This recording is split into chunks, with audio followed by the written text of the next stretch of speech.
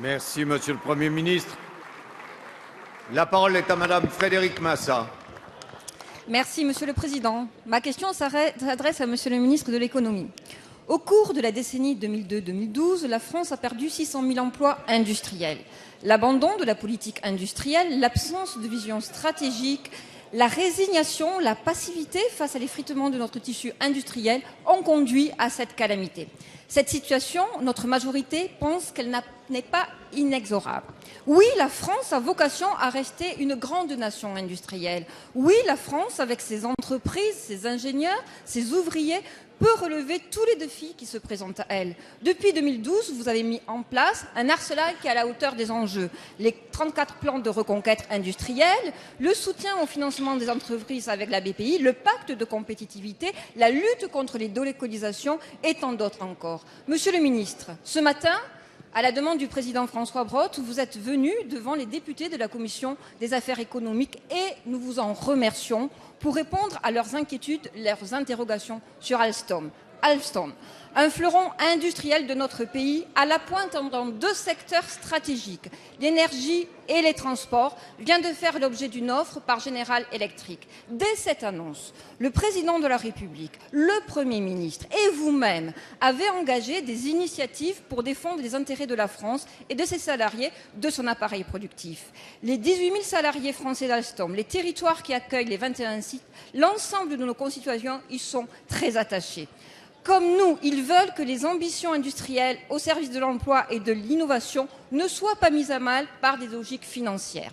Alors que General Electric vient de préciser les contours de son offre et que le conseil d'administration a annoncé qu'il privilégiait le scénario d'une vente à General Electric sans pour autant exclure d'étudier une éventuelle contre-offre, pouvez-vous nous détailler, Monsieur le ministre, les actions qui seront menées par le gouvernement dans les prochains jours pour continuer... La parole est à Monsieur Arnaud Montebourg, ministre de l'Économie, du redressement productif et du numérique. Madame la députée Frédérique Massat, vous l'avez mesuré, dans cette affaire Alstom, le gouvernement n'a pas accepté d'être mis devant le fait accompli.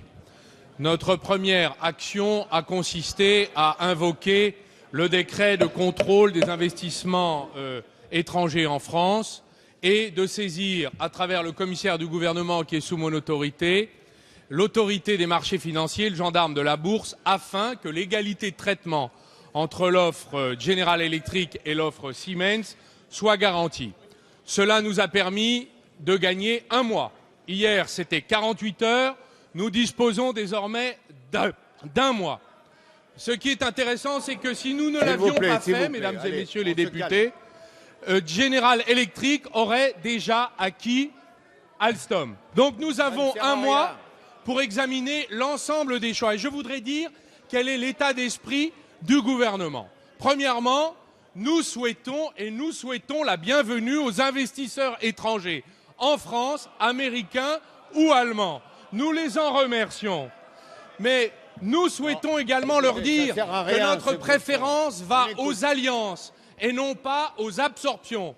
Nous préférons les alliances parce que la France est un grand pays industriel et qu'elle a réussi des alliances.